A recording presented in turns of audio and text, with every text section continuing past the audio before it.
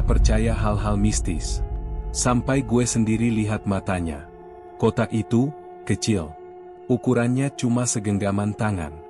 Kayu tua, udah kusam, tapi ukirannya masih jelas. Ada lambang aneh di bagian tutupnya, semacam tulisan kuno, nggak ada yang tahu artinya. Dan yang paling aneh, kotak itu selalu terkunci. Padahal kuncinya nggak pernah ditemukan.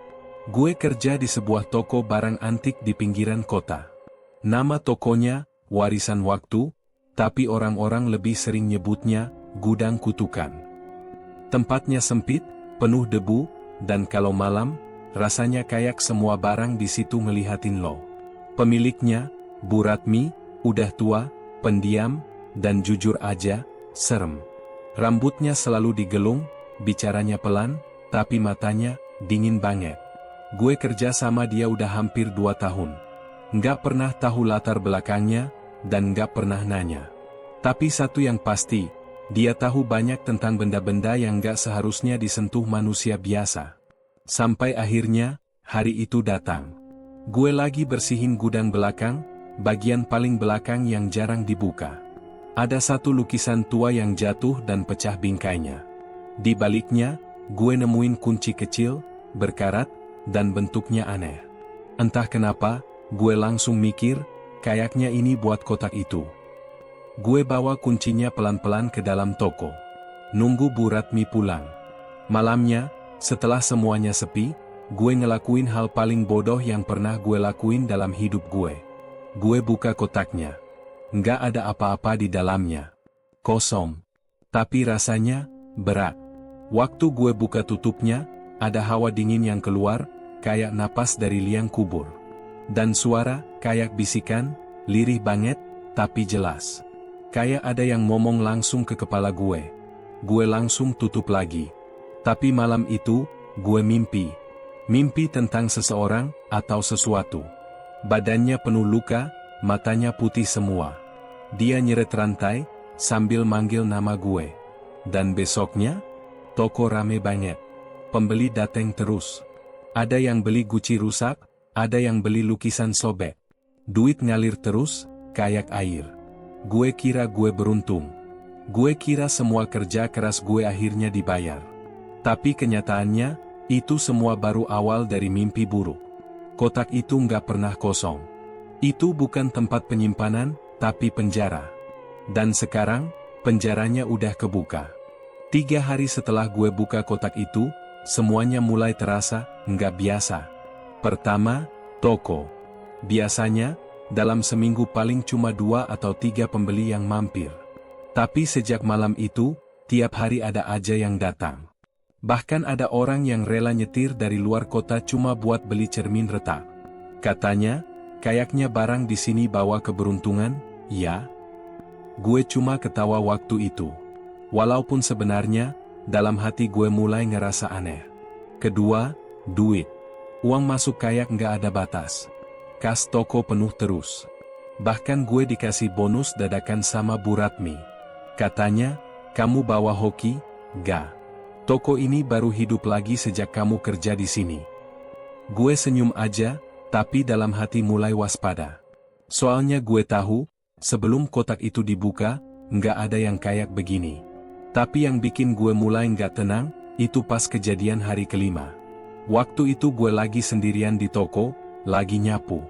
Tiba-tiba, lampu di ruang tengah kedap-kedip. Gue pikir listriknya error, jadi gue naik ke tangga kecil buat ngecek bohlam. Tapi waktu gue nyalain lampunya lagi, gue lihat bayangan orang berdiri di pojok ruangan. Bener-bener berdiri diam, nutupin sebagian rak pajangan. Gue kira maling.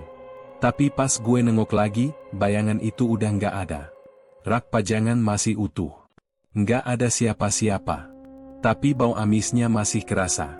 Kayak bau darah kering campur tanah basah. Malamnya, Nadia, pacar gue, main ke rumah. Begitu dia masuk, dia langsung bilang, "Ga, rumah lo dingin banget, dan rasanya nggak enak. Padahal AC nggak nyala, dan jendela semua ketutup. Lo sakit, ya?" Gue tanya. Dia nggeleng pelan. Matanya mantengin sudut ruang tamu, yang kosong. Di situ ada yang ngeliatin kita. dari tadi. Gue mulai kesel waktu itu. Gue pikir dia lebay. Tapi pas gue mau nyalain TV buat ngalih fokus, TV-nya nyala sendiri. Volumenya langsung keras banget, layar hitam putih, kayak salju. Gue buru-buru matiin. Tapi yang paling bikin merinding, sebelum TV mati, sempat muncul wajah sekilas. Pucat, matanya hitam semua. Nadia langsung narik tasnya. Lo simpen apa di rumah, ga? Gue nggak jawab. Cuma bisa bengong. Sejak malam itu, suara langkah kaki mulai sering gue denger di rumah. Di loteng, padahal rumah gue nggak punya loteng. Lemari dapur kadang kebuka sendiri. Dan tiap jam 3 pagi, pasti ada ketukan 3 kali dari pintu depan. Tapi pas gue buka, kosong. Selalu kosong. Dan satu hal yang paling gak bisa gue lupain, kotak itu. Makin lama, makin berat. Padahal isinya gak ada apa-apa. Tapi tiap gue deketin, dada gue sesek. Kayak ada yang marah di dalam. Dan gue mulai sadar. Mungkin, gue udah nyentuh sesuatu yang gak seharusnya disentuh. Gue mulai ngerasa ada yang salah. Tapi masalahnya, semua itu kayak ngumpet di balik hal-hal kecil. Nggak langsung nampol, tapi pelan-pelan ngegerogotin kepala. Tiap malam, suara ketukan itu terus datang. 3 kali. Selalu jam 3 pagi. Awalnya gue cuekin. Tapi lama-lama, rasanya kayak gue ditantang. Jadi suatu malam, gue mutusin buat pasang kamera kecil di depan pintu. Gue pengen bukti. Biar bisa bilang ke diri gue sendiri, ini cuma angin atau hewan liar atau apalah. Besoknya, gue lihat hasil rekamannya. Gue nyesel. Di detik ke 03.02, kamera goyang pelan, kayak ada angin lewat. Di detik ke 03.07, muncul sosok di ujung layar. Gelap, tapi tinggi. Cuma berdiri.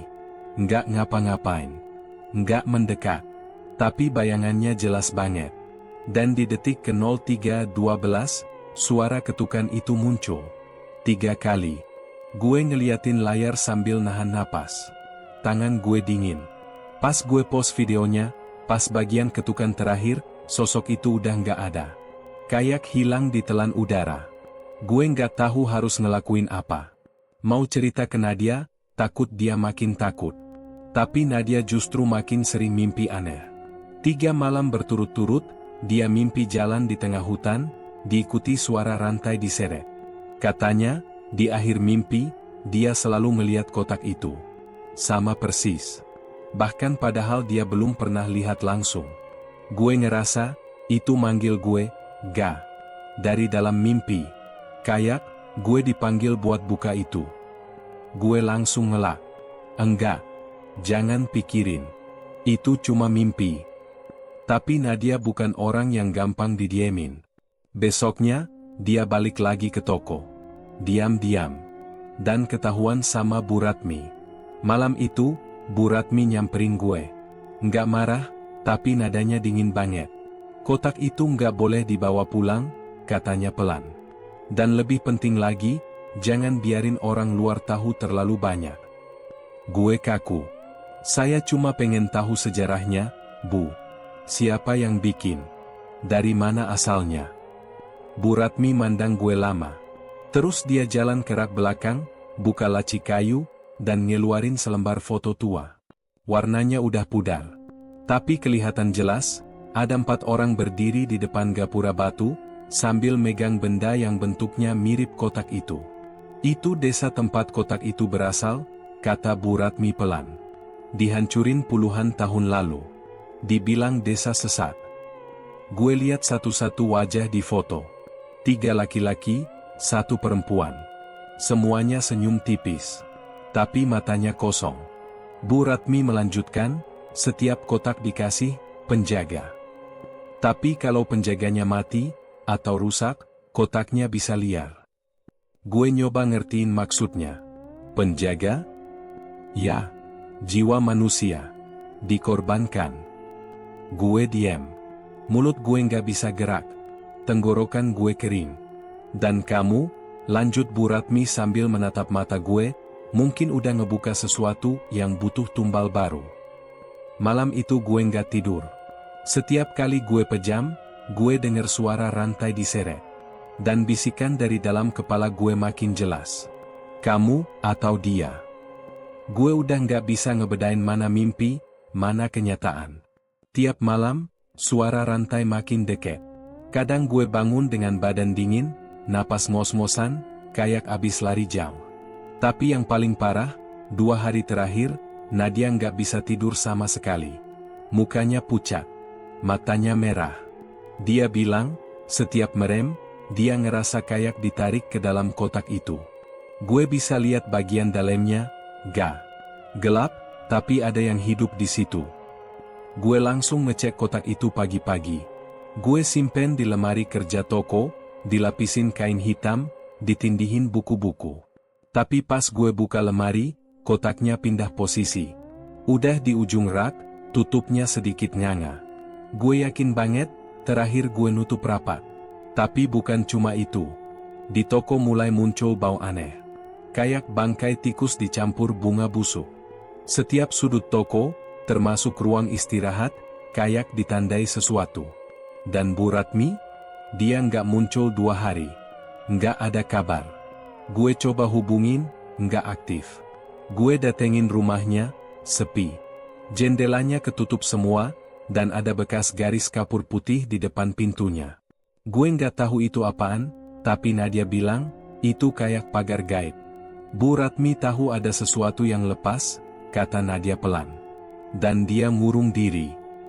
Sorenya, pas gue lagi beresin meja kasir, ada kejadian yang bikin bulu kuduk gue mati rasa. Salah satu patung kecil di rak, patung wanita dari batu hitam, jatuh sendiri. Nggak ada angin. Raknya nggak goyang. Tapi patung itu kayak dilempar. Pecah. Dan dari dalamnya keluar serpihan kain merah tua, basah, lengket. Nadia jerit kecil waktu megangnya. Ini bukan kain biasa, katanya sambil nahan muntah. Ini baju. Kayak sobekan baju orang yang mati. Malamnya, Nadia nginap di rumah gue. Kita pikir lebih aman bareng. Tapi jam 2 lewat dikit, semua lampu padam. Gue keluar kamar buat ngecek sekring. Pas gue nyalain senter, sinarnya langsung kena sesuatu di ujung lorong. Ada sosok di situ. Tinggi. Kurus. Rambutnya panjang banget sampai nyeret lantai. Mukanya nggak kelihatan, karena nutupin diri pakai tangan. Gue nggak bisa gerak. Dan tiba-tiba sosok itu langsung lari ke arah gue. Bukan jalan. Lari. Cepat. Tapi pas nyampe setengah lorong, dia ngilang. Kayak nabrak udara kosong dan meleleh jadi kabut. Gue langsung nutup pintu kamar dan ngunci. Nadia udah duduk di pojok ruangan, gemeteran. Itu dia. Itu yang gue lihat di mimpi. Itu yang dari dalam kotak. Besoknya, kita mutusin buat buang kotaknya. Kita bawa ke sungai paling jauh di luar kota. Gue lempar kotaknya ke tengah aliran air. Sempet ngambang sebentar, terus tenggelam. Gue pikir selesai. Tapi malam itu, waktu gue balik ke rumah, kotaknya ada di meja makan. Basah, dan ngebawa bau sungai busuk. Di atasnya, ada bekas goresan tulisan kecil. Belum cukup. Kotak itu balik lagi. Dan itu artinya satu hal, gue udah terlalu jauh buat mundur. Setelah kejadian malam itu, Nadia mulai sering linglung. Kadang dia duduk di pojokan rumah, diam, pandangan kosong. Kayak nggak denger saat gue manggil. Tapi tiba-tiba bisa ngomong pelan, kayak bukan suara dia sendiri. Dia haus, dia lapar, dia udah bangun. Gue mulai cari jawaban. Nggak bisa cuma duduk diam nunggu kotak itu nelen gue atau Nadia. Gue nekat nyari rumah Bu Ratmi lagi, kali ini malam-malam. Pagar masih dikunci, tapi jendela kamarnya kebuka dikit. Gue lempar kerikil kecil. Nggak ada jawaban. Tapi beberapa menit kemudian, daun jendela kebuka pelan. Bu Ratmi muncul. Wajahnya pucat, rambutnya awut-awutan. Dia kelihatan jauh lebih tua dari terakhir gue lihat. Masuk, katanya. Tapi jangan lama-lama. Dalam rumahnya, gue ngelihat benda-benda yang gak biasa. Foto-foto desa, tulisan-tulisan aneh di kain putih, dan di satu meja, ada peta tua yang digambarin garis melingkar merah. Bu Ratmi nunjuk peta itu. Desa asal kotak itu. Namanya Desa Glagaharjo. Sekarang udah nggak ada.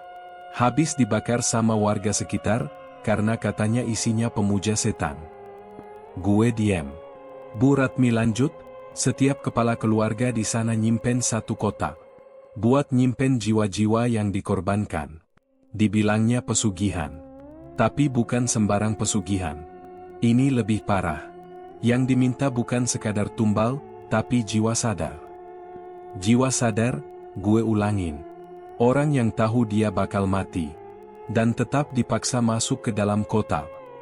Nada suara Bu Ratmi berat. Makanya kotaknya terus lapar. Karena rasa takut terakhir korban itu yang bikin dia kuat.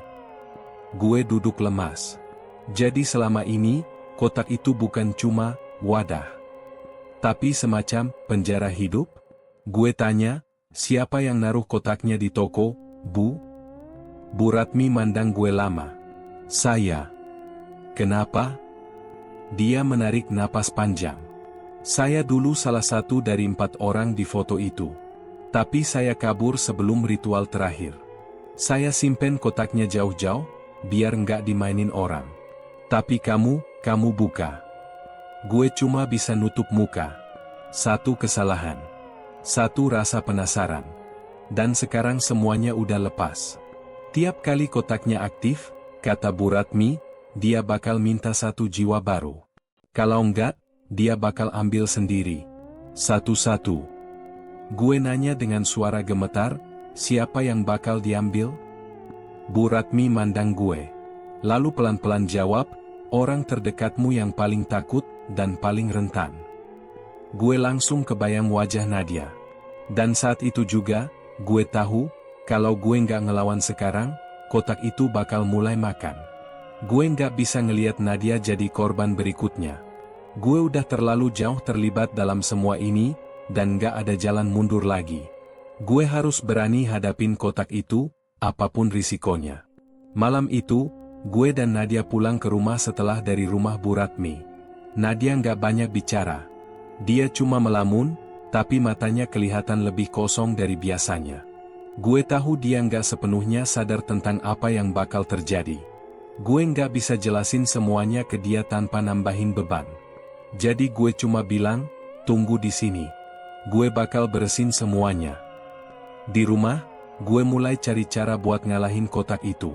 Gue udah tahu dari Bu Ratmi, kalau kotak itu bisa, lapar, karena takut dan penderitaan. Jadi kalau gue bisa ngelawan rasa takut gue, mungkin itu bisa menghentikannya. Gue mulai mikir apa yang bisa gue lakukan. Gue nggak tahu caranya, tapi satu-satunya cara untuk ngalahin kotak itu adalah ngelawan isinya. Jadi, gue ambil sebuah pisau kecil dari dapur dan gue menuju ke ruang tamu. Kotak itu ada di meja, masih basah dan berbau busuk. Gue bisa merasakan hawa dinginnya. Kotak itu nggak berhenti, mengamati gue. Gue buka kotak itu pelan-pelan. Begitu tutupnya kebuka, ada suara berdesis, seperti udara dingin yang keluar. Gue bisa ngeliat bayangan bergerak di dalam kotak, nggak jelas. Rasanya tubuh gue kayak kesedot, kayak ada tangan yang ngedorong. Ketakutan itu langsung datang. Tapi gue berusaha keras buat nggak takut. Gue ingat kata-kata Bu Ratmi. Dia bakal ambil jiwa yang paling takut. Kalau gue takut, berarti Nadia yang bakal jadi tumbal.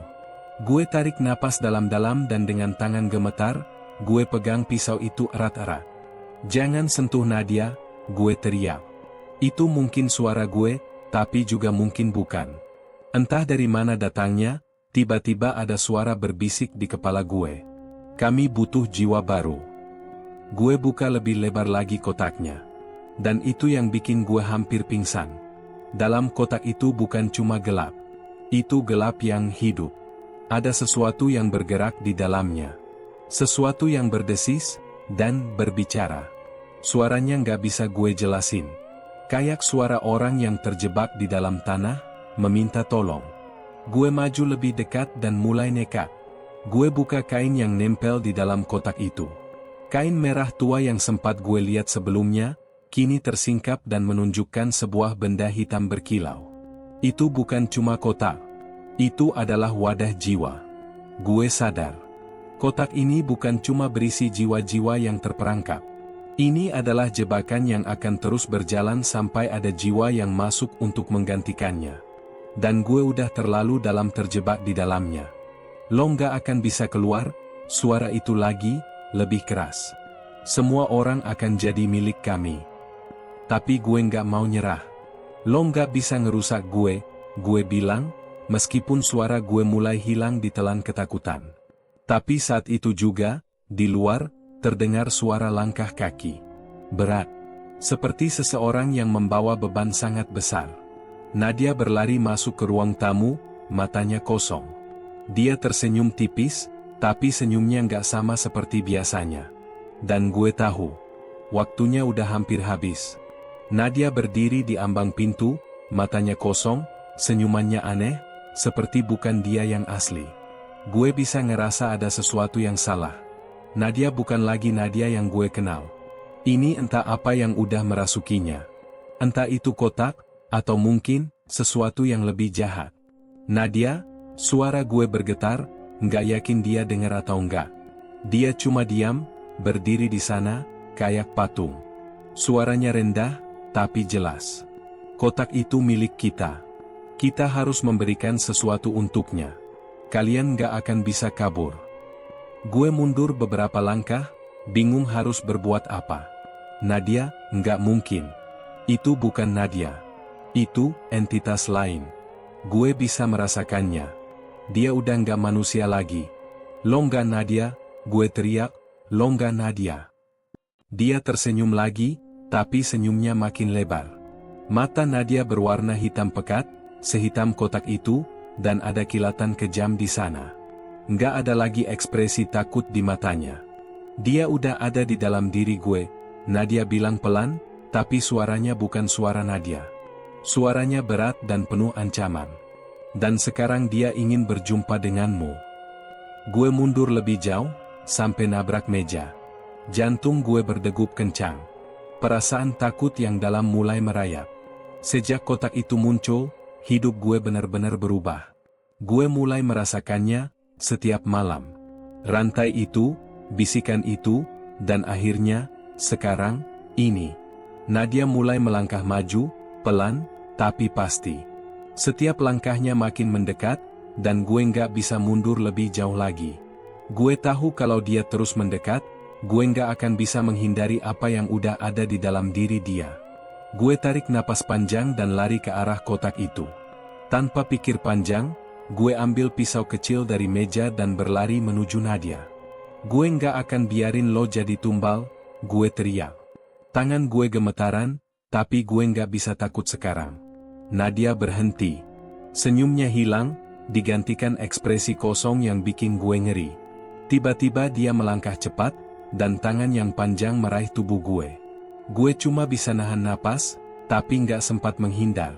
Tangannya melesat, nyerang ke arah leher gue. Gue kesulitan bernafas.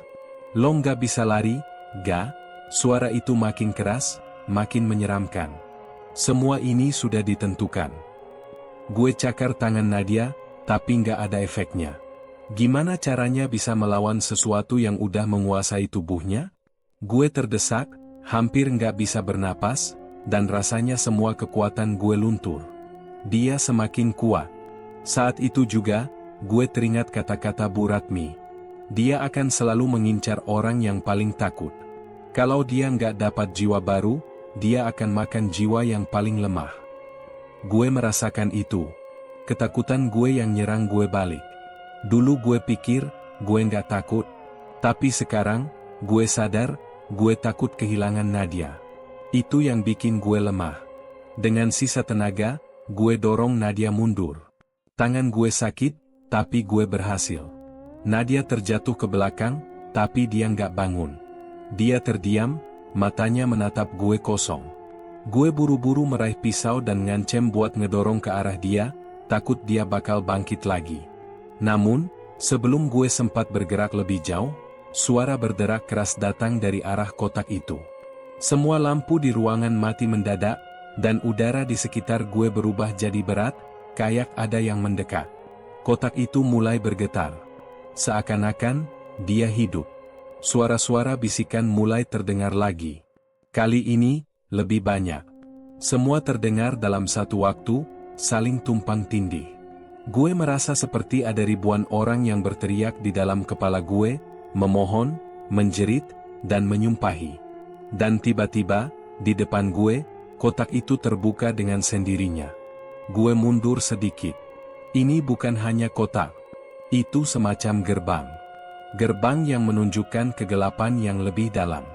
Di dalam kotak itu, ada bayangan hitam yang berputar-putar. Sesuatu yang gak bisa dijelaskan. Tapi gue tahu, itu bukan hal yang hidup. Itu lebih mirip kehampaan yang menghisap segalanya. Gue berusaha menutup kotak itu, tapi tanganku udah nggak bisa bergerak lagi. Kotak itu seolah-olah menahan gue. Dan Nadia, yang tadi terjatuh, mulai bangkit perlahan. Tapi yang keluar dari mulutnya bukan kata-kata lagi. Itu waktunya. Dan saat itu, gue merasa ada sesuatu yang besar, gelap, dan kuat keluar dari dalam kotak itu, menembus tubuh Nadia. Udara di sekitar gue terasa semakin berat, seperti ada sesuatu yang tak terlihat menekan setiap pergerakan tubuh gue. Kotak itu terbuka lebar, mengeluarkan cahaya hitam yang begitu pekat dan menakutkan. Nadia, tubuhnya bergerak dengan cara yang gak manusiawi. Bibirnya tersenyum, tapi matanya kosong, seperti dimiliki oleh sesuatu yang lebih jahat dari sekadar kutukan. Gue mundur perlahan, ngumpulin sisa-sisa kekuatan yang gue punya. Nadia! Gue teriak lagi, mencoba menarik perhatiannya. Tapi dia nggak nyahut. Dia cuma berdiri diam, matanya menatap gue tanpa ekspresi. Dan di belakangnya, kotak itu mulai bergetar. Ada suara mendengung pelan, seakan-akan ada sesuatu yang keluar dari dalamnya, sesuatu yang nggak bisa dijelaskan oleh kata-kata. Gue bisa merasa hawa dingin yang mulai merayap di sekitar tubuh gue, meresap ke dalam tulang. Gue nggak bisa biarin ini terus berlanjut. Gue harus bertindak. Gue nggak punya pilihan lain. Gue terus melangkah mundur, nggak ngelihat ke belakang, sambil mencari benda apa yang bisa gue gunakan buat ngalahin kekuatan ini. Mata gue tertuju pada pisau yang tadi gue pegang. It's now or never. Gue gak peduli apapun yang terjadi, gue harus ngelawan. Nadia, dengerin gue. Lo harus keluar dari sana, gue teriak, berusaha nyentuhnya. Tapi dia cuma diam, menatap gue dengan tatapan kosong yang bikin jantung gue terasa berat. Rasanya, seakan dia bukan lagi orang yang gue kenal. Dan tiba-tiba, dari belakang Nadia, muncul bayangan besar yang bergerak keluar dari kotak itu. Sesuatu yang gelap, seperti bayangan manusia, tapi tubuhnya bergelembung, seperti kabut tebal yang menggumpal.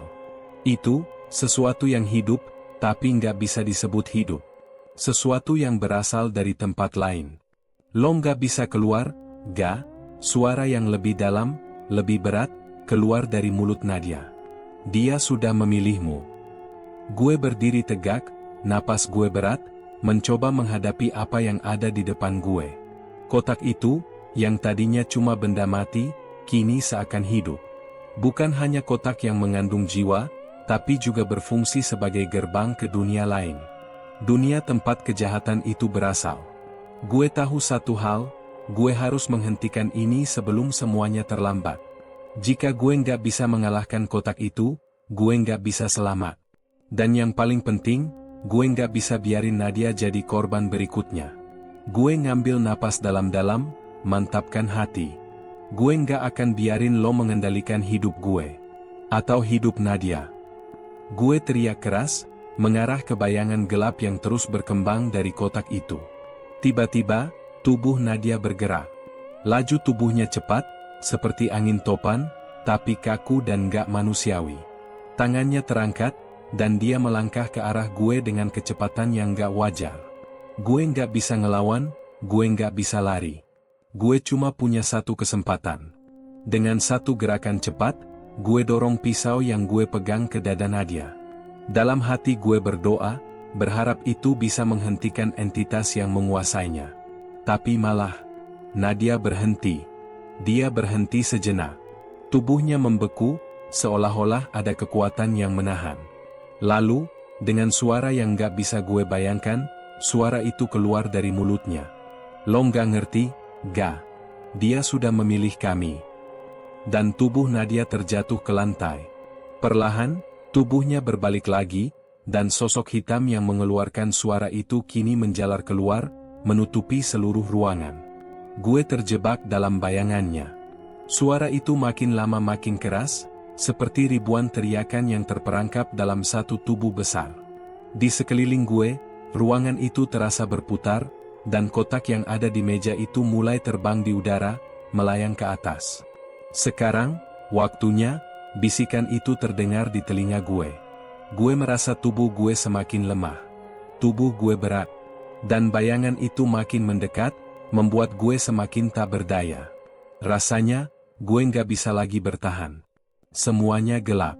Tapi, sebelum segalanya jadi gelap sepenuhnya, gue dengar suara keras dari luar. Seperti suara pintu dibuka dengan kasar. Tiba-tiba, pintu depan rumah gue terbuka dengan keras. Suara itu membelah kegelapan yang menyelimuti ruangan. Gue hampir nggak percaya, karena saat itu segala hal terasa seperti udah terlambat. Apapun yang ada di dalam diri Nadia, entitas itu, terus menghantui gue, menyeret gue ke dalam kegelapan. Lalu, dari pintu, muncul sosok familiar. Bu Ratmi. Mungkin dia bisa jadi harapan terakhir gue. Arga. Cepat keluar, suaranya penuh kepanikan. Dia berlari masuk ke dalam rumah dengan langkah cepat, langsung menuju ke meja tempat kotak itu tergeletak. Gue terdiam, nggak ngerti harus berbuat apa. Pandangan gue kabur, tubuh gue terasa berat. Hati gue terombang-ambing antara harapan dan keputusasaan.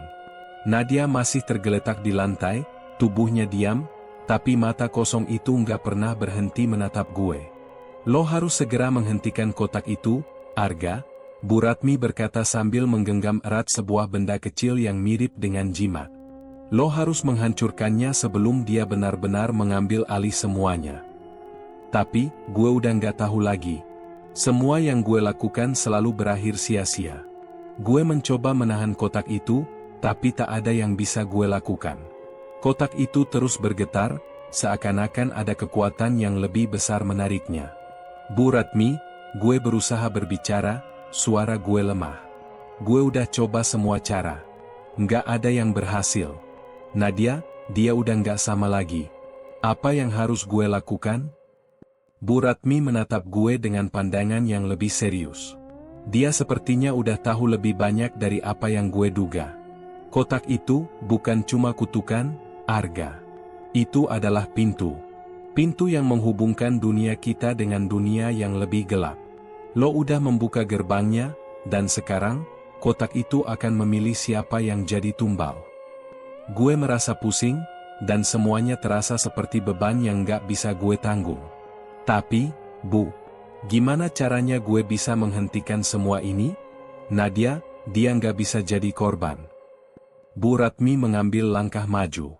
Dengan tangan yang sedikit gemetar, dia letakkan jimat kecil itu di atas kotak yang masih tergeletak di meja. Ada suara bergemuruh, suara itu makin keras, seakan kotak itu menolak kehadiran benda itu. Lo nggak bisa menahannya, Arga, suara Bu Ratmi terdengar serak. Dia akan terus mencari jiwa yang lain. Sampai lo menyerahkan diri atau dia mengambil Nadia. Gue nggak bisa terima itu. Gue nggak bisa menyerah begitu saja. Nadia nggak pantas jadi korban. Dia cuma terjebak di dalam permainan ini. Dan gue yang membuka pintu ini. Gue yang harus bertanggung jawab. Tapi gue nggak tahu lagi caranya. Bu Ratmi udah bilang kalau kotak itu nggak bisa dihentikan begitu saja, dan bahkan dia pun sepertinya nggak punya jawaban. Jelas banget, gue nggak bisa melawan kekuatan itu sendirian. Tiba-tiba, Nadia mulai bergerak. Perlahan, tubuhnya bangkit, matanya kembali menatap gue. Dia nggak lagi terdiam seperti sebelumnya. Namun, sesuatu yang aneh muncul di matanya, sesuatu yang sepertinya bukan dari dirinya. Nadia, gue mendekat pelan, takut kalau dia masih dikendalikan oleh entitas itu. Nadia, ini gue, Arga. Lo harus sadar. Lo harus keluar dari sana. Tapi Nadia malah tersenyum, dan senyum itu, senyum yang bukan senyuman miliknya. Dia berdiri dan berjalan mendekat ke kotak itu. Lalu, dia menatap gue lagi dengan tatapan kosong. Lo udah terlambat, Arga. Suara itu keluar lagi. Suara yang bukan dari mulut Nadia. Sekarang waktunya untuk membayar harga. Suasana di sekitar gue semakin menegangkan. Gue merasa waktu seperti berhenti, dan kotak itu seakan semakin menghisap udara, membuat segala sesuatunya terasa lebih berat. Tapi Bu Ratmi sepertinya punya rencana lain. Dengan langkah cepat, dia melemparkan jimat kecil itu ke arah kotak, berharap itu bisa menahan kekuatan yang ada di dalamnya. Kotak itu mulai bergetar hebat, seakan meronta. Lalu, sekejap mata, ada ledakan besar yang mengguncang seluruh rumah. Aku terlempar ke belakang, tubuh gue terhempas keras. Gue sempat kehilangan kesadaran sesaat, namun begitu bangun, rumah itu sudah berubah menjadi sepi. Semua gelap. Dan, yang paling mengejutkan, kotak itu hilang. Tapi saat gue melihat Nadia, dia berdiri di depan gue dengan mata yang kosong, tapi kali ini, dia benar-benar diam. Tidak ada lagi suara yang keluar dari mulutnya. Dan di balik matanya, gue bisa merasakan ada ketenangan yang aneh. Lo bisa kembali, Nadia? Gue bertanya dengan cemas. Dia hanya menatap gue, seakan menunggu jawaban dari gue sendiri. Namun sebelum gue sempat berkata lebih banyak, suara bisikan itu kembali terdengar, kali ini di dalam kepala gue. Dan saat itu gue sadar, pertempuran belum selesai. Di ruangan yang sepi dan hening, gue berdiri di depan Nadia, yang terlihat tenang tapi juga asing. Semua yang baru terjadi dalam beberapa menit terakhir membuat gue bingung, bahkan lebih bingung dari sebelumnya. Kotak itu sudah hilang, Bu Ratmi juga entah kemana. Rasanya seperti dunia ini berhenti bergerak, dan yang tersisa hanya gue dan Nadia. Nadia berdiri di sana, diam. Matanya yang kosong itu, gue tahu dia nggak bisa sepenuhnya pulih begitu saja. Apa yang ada di dalam dirinya itu belum pergi.